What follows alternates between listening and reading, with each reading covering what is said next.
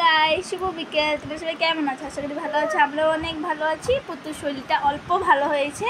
ওকে তোমাদের দাদাভাই নিয়ে গিয়েছিলো ঝাড়ানোর জন্যে, মসজিদ থেকে ঝাড়িয়ে নিয়ে আসলো।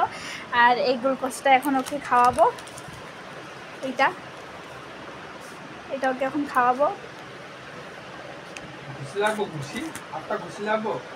মার্চ এন্ডিং বলে তোমাদের দাদাভাই আজকে ছিল না, সানডে ওর দোকান বন্ধ, কিন্তু ও গিয়েছিল বাবার হেল্প করার জন্য। কারণ ঈদের বাজার, তাই বাবার অনেক প্রেশার, তাই ও সব ডেলি যায় বাবার হেল্প করার জন্যে।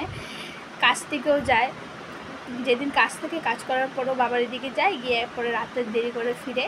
তো আজকে আবার আমি অনেক কাপড় ধুয়েছি, কারণ পুতুর অনেক শরীর খারাপ। তোমাদেরকে বলেছিলাম রাত্রে আধা রাতের থেকে বমি করা স্টার্ট করেছে, সকাল অবধি, লাইক আধা ঘন্টা 1 ঘন্টা পরে। পেটে তো কিছু নেই, তাও বমি করে। তার জন্য আমার অনেকটাই কাপড় ধুতে লাগছে আজকে, তাই অনেক টাইম হয়ে গেছে। তাই আমি আর রান্না করিনি দুপুরে। আমি শুধু একটা ডিম আমলেট দিয়ে ভাত খেয়ে নিয়েছিলাম। তোমাদের দাদাভাই আসবে না বলে রান্না করিনি, দেরিও হয়ে গেছিলো, আমারও শরীরটা ভালো লাগছিল না। এখন মিডল সিজন, তাই সবাই শরীরই খারাপ হবে, স্পেশালি বাচ্চাদের তো কষ্ট লাগে, ওরা বলতে পারে না। অনেক ছোটো বাচ্চারা, যেমনি কি আমার মেয়ে, ছোটো বাচ্চাদের জন্য বেশি কষ্ট লাগে। সবাই বেমার হবে, কারণ রাত্রে ঠান্ডা লাগে না, রাত্রে গরম লাগে, রাত্রে ঠান্ডা লাগে, দিনে গরম লাগে, এরকম গরম ঠান্ডা ফ্যান অফ করলে আবার গরম লাগে, তাই বেমার হচ্ছে এখন সবারই।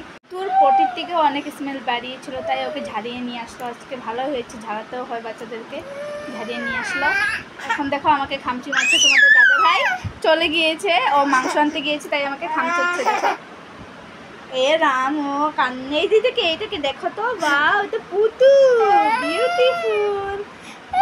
আর দেখো গাইস, আজকে আমার রুমে না একটা রোজ রেখেছি। দেখো গাইস, রোজটা কত সুন্দর, দেখেছো? আর এই দেখো পুতু এখানে কান্না করছে। ও কিন্তু মিছামিছি এরকম কান্না করে, হ্যাঁ, চোখে কিন্তু জল থাকবে না, ওর কান্নার স্টাইল। জবরদস্তি জল আনবে। তাই পুতুকে খাইয়ে দিই, তোমাদের দাদাভাই চলে আসবে, ওর জন্য চাও বানাতে হবে, প্লাস রান্নাও করতে হবে। বাই।